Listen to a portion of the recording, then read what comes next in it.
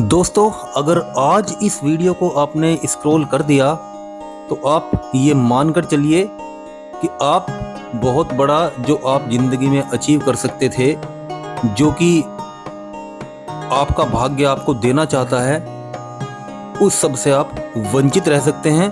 तो दोस्तों, वीडियो को स्क्रॉल आपको नहीं करना, क्योंकि जो मैं इस वीडियो में आपको बताने वाला हूँ वो पितृपक्ष 2024 जो कि 17 सितंबर 2024 से दिन मंगलवार से शुरू हो रहा है और जो 2 अक्टूबर 2024 दिन बुधवार को समाप्त होगा।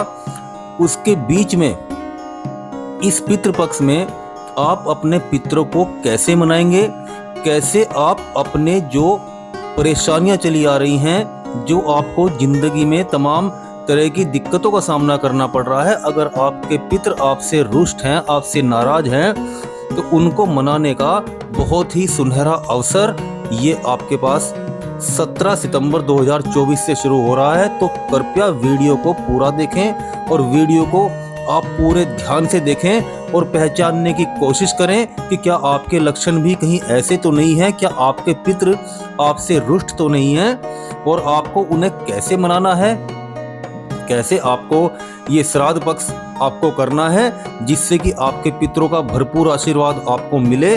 और जो अगर किसी समस्या का आप सामना कर रहे हैं या समस्याओं का अंबार लगा हुआ है, पितृदोष लगा हुआ है, उससे आपको निजात मिल सके। तो दोस्तों, वीडियो को अंत तक जरूर देखना।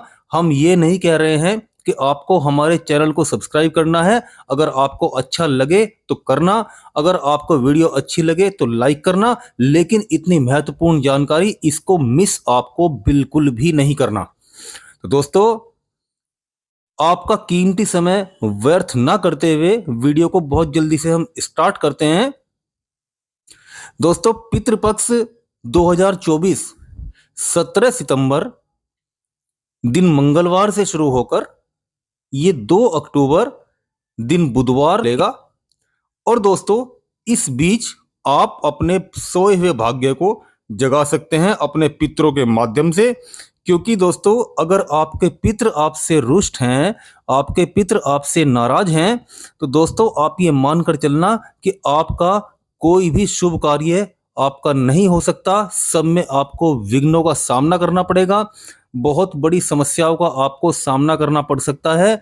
अगर आपके पितर आपसे प्रसन्न हैं तो आप मंदिर में जाते हैं या कोई पूजा करते हैं तो वो तुरंत उसका प्रभाव आपको दिखाई देगा। लेकिन अगर आपके पितर रुष्ट हैं तो आपका मंदिर में जाना, आपको भगवान को प्रसन्न करना या कोई भी उपाय करना, सब इन सब का कोई मतलब नहीं रह जाता है। तो दोस्तों, अगर आपके पितर रुष्ट हैं, आप बहुत ज़्यादा समस्याओं से आप निकल रहे हैं, तो पहले तो मैं आपको ये बताऊंगा कि आपको श्राद्ध पक्ष में क्या करना चाहिए, क्या नहीं करना चाहिए, आपको अपने पितरों को कैसे मनाना चाहिए। और अगर आपको ये नहीं पता कि हमारे पितरों का श्राद्ध किस तिथि को होता है या आपको उनकी तिथि नहीं पता है, तो मैं ये भी बताऊंगा कि आपको उसके लिए क्या करना चाहिए कि जो आपका तर्पण सीधा आपके पितरों तक पहुंचे। दूसरा दोस्तों, सबसे महत्वपूर्ण यह है कि जो मैं वीडियो के लास्ट में बताऊंगा, मैंने पहले भी आपको बताया था कि अब ये पितृपक्ष शुरू हो चुका है, तो इसमें मैं आपको 21 दिन के वो उपाय बताऊंगा कि जिनको करने से गारंटेड आपकी किस्मत चमक जाएगी, गारंटी से आपके पितर आप पर प्रसन्न हो जाएंगे और आपको झोलियां भर भर के आशीर्वाद आपके पितर आपको देंगे और आप अपनी जिंदगी में जो बदलाव आएंगे आप उनको देखकर आश्चर्यचकित रह जाएंगे, इस बात की गारंटी है।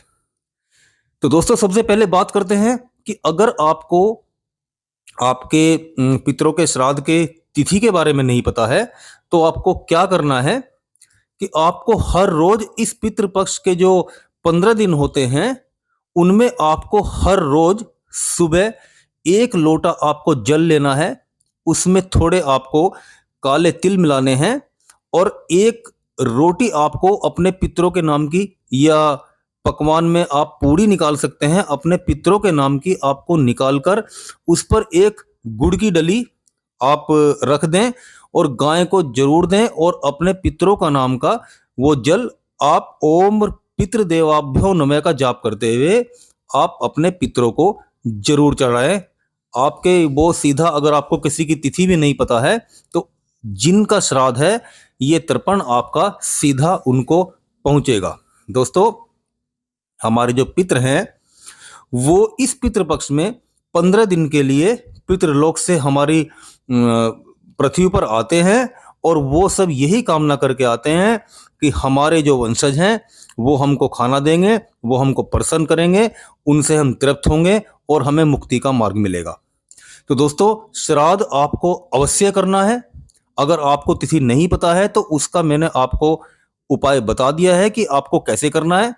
दूसरा दोस्तों, अगर आपको तिथि नहीं भी पता है और आप इसमें भी कहीं चूक कर जाते हैं तो आपको जो पितृ अमावस्या होती है, जिसको सर्वपितृ अमावस्या हम लोग बोलते हैं, जो कि 2 अक्टूबर दिन बुधवार 2024 को आने वाली है, उसमें आपको सर्वपितृ अमावस्या इसको इसलिए बोलते हैं कि जितने भी हमारे पितृ हैं, जो भी हमें किसी की तिथि पता है या नहीं पता है या भूल से या चूक से कोई पितृ का श्राद्ध रह गया है, तो वो सर्वपितृ अमावस्या पर हमारे सभी पितरों का श्राद्ध करने का नियम है। तो आप अमावस्या को, सर्वपितृ अमावस्या का श्राद्ध आप जरूर करें। उसमें आप जो 15 दिन होते हैं तो जो 16 ग्रास निकाले जाते हैं वो आप जरूर निकालें। आप अपने पितरों को तर्पण करें तो आपको निश्चित ही आपके पितरों को वो तर्पण आपका प्राप्त होगा और आपके पितृ आपसे प्रसन्न होकर आपको आशीर्वाद देते हुए पितृलोक लौट जाएंगे, जिससे कि आपके सभी बिगड़े काम बनेंगे, आपको अपने पितरों का भरपूर आशीर्वाद मिलेगा और आप अपनी जिंदगी में आगे बढ़ेंगे। तीसरा दोस्तों, कई बार सवाल ये उठता है कि अगर किसी घर में 3 भाई हैं या 4 भाई हैं और जो मान लीजिए 4 भाई हैं तो जो 3 हैं उनको किसी प्रकार की कोई समस्या नहीं होती, लेकिन जो एक है वो बहुत ज्यादा समस्याओं से घिरा रहता है, तो कई बार मन में आ जाता है कि पितृ, इनके भी वही पितृ हैं और मेरे भी वही पितृ हैं, तो मुझे इतनी परेशानी क्यों। लेकिन दोस्तों, ये एक चर्चा का विषय है, इस पर हम दूसरी कभी वीडियो बनाएंगे। लेकिन अगर आपके साथ भी ऐसा हो रहा है तो आप अपने दिमाग में ये बिल्कुल ना लाएं और आप पूरी श्रद्धा से अपने पितरों को प्रसन्न करें। अगर पितृ दोष हैं तो आप उसका निवारण करें। निवारण, अगर पितृ दोष है या आपसे पितृ नाराज हैं, मैंने पहले ही बताया है कि मैं 21 दिन का एक वो सटीक रामबाण उपाय आपको बताने वाला हूं जो कि कभी फेल नहीं हो सकता और जिससे कि आपके पितृ प्रसन्न होंगे और आप खुद कमेंट करके आप हमें बताएंगे कि गुरुजी आपने बहुत अच्छी बात बताई थी और अब हमारी जीवन में आनंद ही आनंद है। तो दोस्तों, चलिए शुरू करते हैं। मुझे उम्मीद है कि आपको समझ आ गया होगा पितृपक्ष में कि आपको क्या करना है और क्या नहीं करना है। वो भी मैं आपको एक बार बता देता हूं कि इन पितृपक्ष में अगर आप शराब पीते हैं तो आप उसको बिल्कुल ना छुएं, उसको अवॉइड करें। खाने में आप मांसाहार तो बिल्कुल सोचना भी मत, आपके दिमाग में आना भी नहीं चाहिए कि पितृपक्ष में मांसाहार करना चाहिए या नहीं करना चाहिए, ये चीज आपके दिमाग में भी नहीं आनी चाहिए। तीसरा, आप लहसुन और प्याज का इन 15 दिन बिल्कुल त्याग करें, जो कि हमारे पितरों को बिल्कुल भी पसंद नहीं है। गाजर, मसूर की दाल इत्यादि आप बिल्कुल इस्तेमाल ना करें, क्योंकि इनसे पितृ नाराज हो जाते हैं और ये पितृपक्ष में वर्जित है। तीसरा, आप पितृपक्ष में नाखून ना काटें, बाल ना कटवाएं, शेविंग ना बनाएं।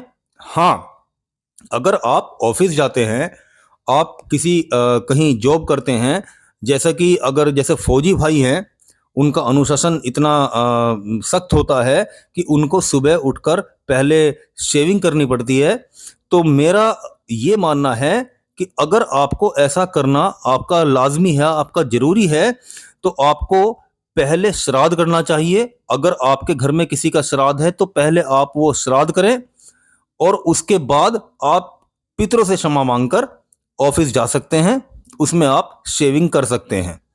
और अगर किसी का श्राद्ध नहीं भी है तो सबसे पहले जो मैंने आपको तर्पण की विधि बताई है, आपको जल तो पितरों को आपको देना ही देना है।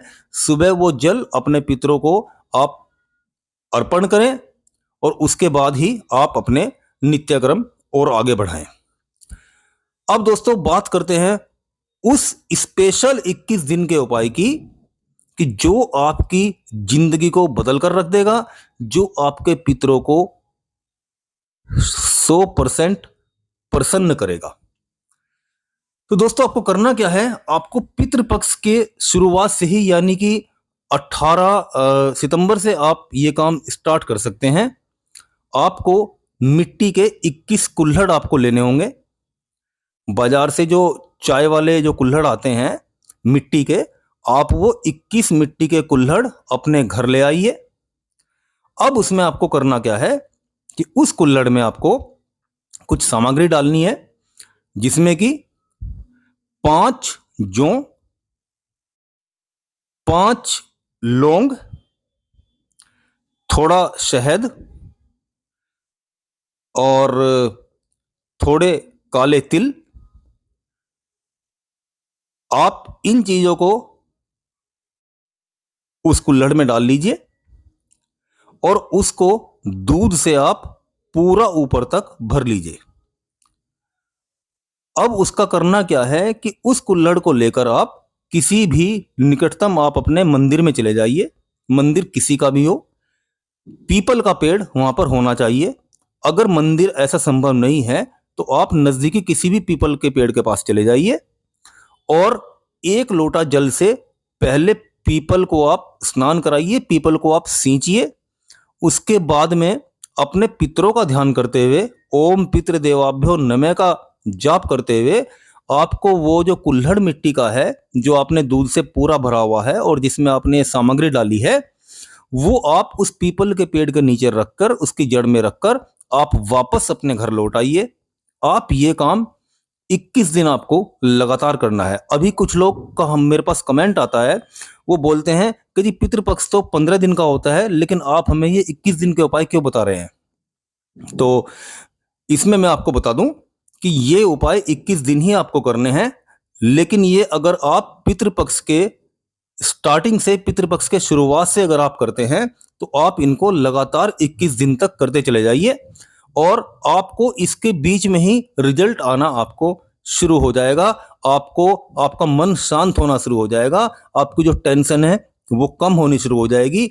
आप ये रामबाण उपाय है, ये कभी फेल नहीं हुआ। जिसको भी हमने आज तक ये उपाय कराया है वो खुद हमारे पास आकर बोलते हैं कि इससे हमें बहुत लाभ मिला है और ये आजमाया हुआ ये उपाय है, ये कभी फेल नहीं हो सकता। आप इस उपाय को जरूर करें और पितृपक्ष में पूरी श्रद्धा के साथ आप इन 15 दिन ब्रह्मचर्य का आप पालन करें और खाने में आप बिल्कुल शुद्ध और शाकाहारी आप खाना खाएं। पितरों को आप तर्पण अवश्य करें और किसी भी दिन बगैर आप गलती करें, बगैर आप भूले, पितरों को जल देना आप ना भूलें। आज के लिए इतना ही। अगर आपके मन में कोई शंका है, कोई सवाल है, कोई दुविधा है तो आप हमें कमेंट करके पूछ सकते हैं। हम पूरी कोशिश करेंगे कि आपके हम सवालों का जवाब तुरंत दें। आज के लिए इतना ही। अगर वीडियो अच्छी लगे तो आपको पता ही है क्या करना है। जय श्री श्याम।